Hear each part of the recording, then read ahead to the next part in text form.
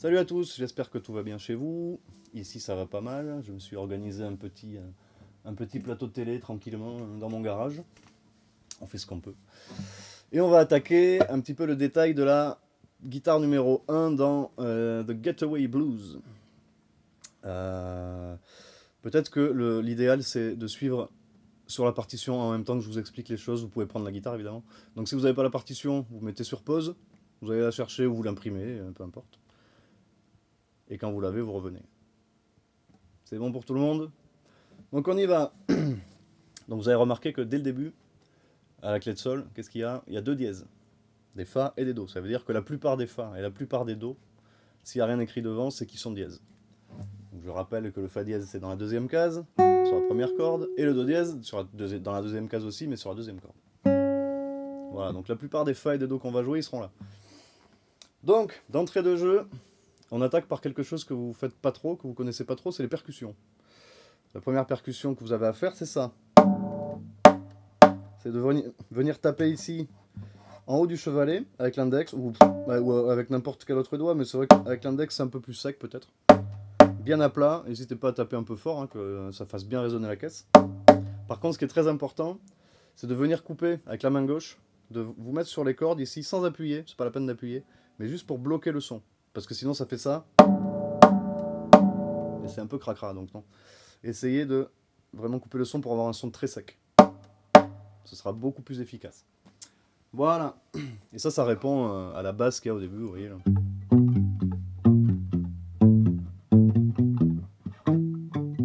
Et vous?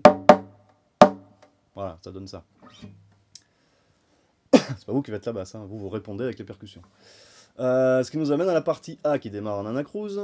Mi, sol, sol, mi, sol, sol, mi. C'est pas très compliqué. Ça va juste un petit peu vite. Mais bon, il n'y a qu'un doigt à poser, à enlever, hein. C'est le troisième doigt. Je fais plus lentement. Mi, sol, sol, mi, sol, sol, mi. C'est bon? Un peu plus vite.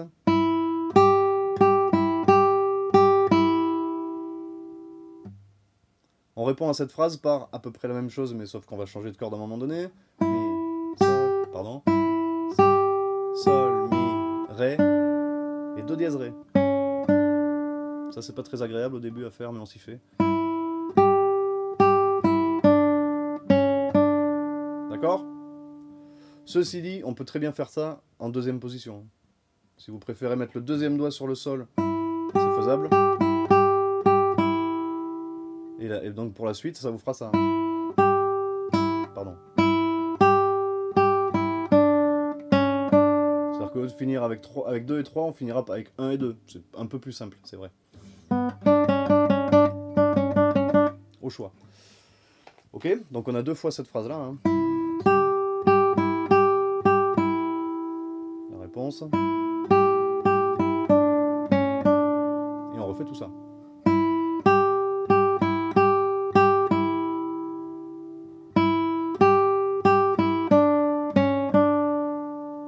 Ça va?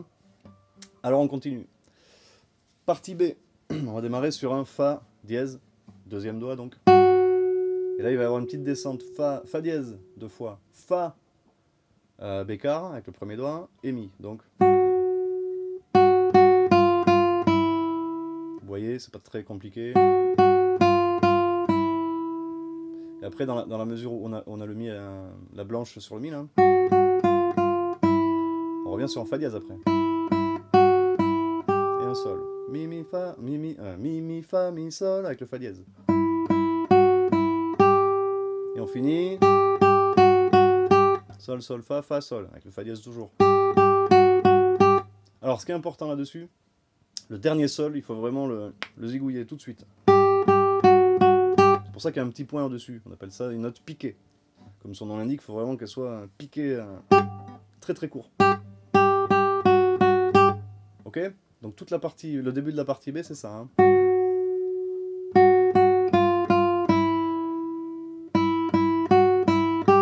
Et... D'accord? Ensuite, on enchaîne avec Sol, Sol, Ré. Sol, Sol, Ré. Alors là, vous voyez, les deux notes sont dans la même case. Donc l'idéal c'est de ne pas utiliser le même doigt, sinon ça fait un truc un peu bancal et ça va couper les notes. Donc l'idéal c'est de mettre le 3 sur le sol et le 2 sur le ré. D'accord? Comme ça ce sera bien fluide. Et la suite, ré, do, si, mi, vous pouvez très bien garder le deuxième doigt sur le ré et faire le do dièse avec le premier doigt. Au choix. Soit ça, soit on a le temps de revenir quand même en première position pour faire le ré normalement avec le 3, le do dièse avec le 2, et ensuite c'est les cordes à vide. Ok? On enchaîne, partie C, do dièse. Ça c'est pas dur. Do, do, do, mi avec le do dièse et mi, mi, mi, sol. Et la conclusion. Alors là j'ai mis un piège, hein, évidemment. Il y a un mi dièse. Vous savez ce que c'est un mi dièse? C'est un fa. Donc avec le premier doigt ici. Avant d'aller sur le fa dièse. Et on finit par si, do, mi. Avec le do dièse toujours. Donc toute la partie C, ça donne ça. Et après on enchaîne sur une série avec les percussions. Vous vous rappelez? Donc. Et.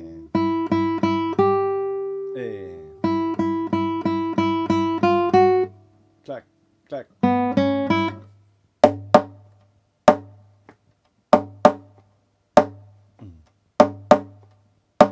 Voilà, 3 fois ça. Oui, à la fin, pareil. Alors, c'est pas écrit piqué, mais c'est un peu dans l'esprit quand vous passez de ça là. Le dernier mi, on peut le piquer un peu. Et là, de toute façon, il faudra bloquer les cordes pour les percussions. Donc, ça va se faire à peu près naturellement, je pense. Hop. Vous voyez? On enchaîne, partie D. Partie D, c'est un petit peu le refrain du morceau. Qui va revenir plusieurs fois. Ça revient à la fin, c'est beaucoup plus long, machin truc. Donc, ça fait sol, sol, mi, fa, mi, sol, sol, mi. C'est pas très compliqué.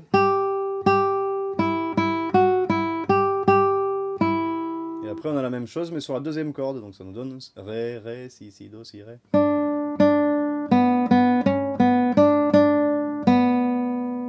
Ok, 2 fois tout ça. Et toujours la petite phrase qui conclut bien les choses. Clac, clac. Et les percus. Boum. Et là, reprise sur A. On refait tout ce qu'on a fait depuis A. Et arrivé la deuxième fois dans la partie D, vous avez vu qu'avant la barre de reprise, on a une petite porte 1. Et après la reprise, il y a une petite porte 2. Donc évidemment, quand on voit ça, qu'est-ce qui se passe? La première fois qu'on joue, on prend la porte 1, ce qui nous amène à la reprise. Donc on fait la reprise, tac, tac, tac, tac, on revient sur nos pas. Et arrivé là où il y a la porte 1, à ce moment-là, on saute directement à la porte 2 pour faire la suite.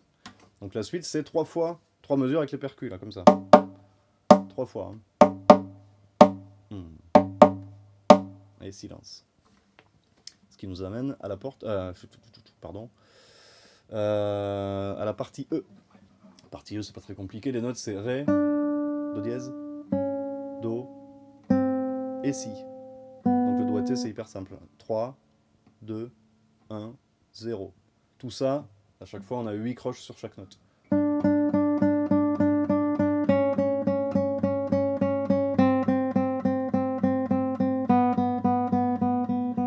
Ok? 3 fois ça.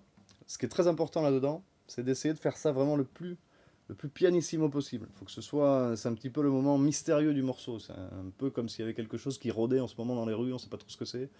Mais voilà, c'est un peu inquiétant, quoi. Donc il faut que ce soit inquiétant. Faut pas être inquiet, hein. Faut que ce soit inquiétant, c'est pas la même chose. Donc 3 fois ça, et là, sur la dernière phrase de cette partie-là, au lieu de descendre, on va monter, on va faire Ré, on monte sur le Mi, crescendo, le Fa, l'écart, et Sol, Sol en noir. Hein. Et là, c'est un petit peu l'explosion de joie hein, à cet endroit-là. Donc il faut essayer de bien le faire sentir, faire un gros crescendo sur cette montée-là.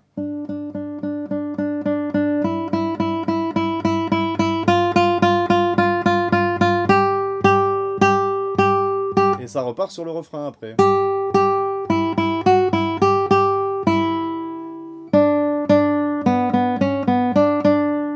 D'accord ? Le refrain qui est doublé à cet endroit-là. Et à la fin, on a toujours la petite phrase de conclusion. Sauf que là, il y a des percussions. 2, 3. Et on s'arrête net comme ça. J'espère que ça vous va. Si jamais il y a des trucs que vous n'avez pas compris, bah, vous repassez la vidéo et vous essayez de comprendre. Et si vous comprenez vraiment pas, vous m'envoyez un message et puis on essaiera de voir ça ensemble. Et bien je vous souhaite bon courage pour tout ça. Il n'y a pas de grosses difficultés quand même. Je pense que vous allez y arriver tous. Le seul truc, c'est le tempo. Alors effectivement, ça va peut-être un peu plus vite que ce que vous faites d'habitude, mais il faut essayer voilà, de vous motiver pour être un petit peu plus rapide. Allez, bon courage et à bientôt. Ciao.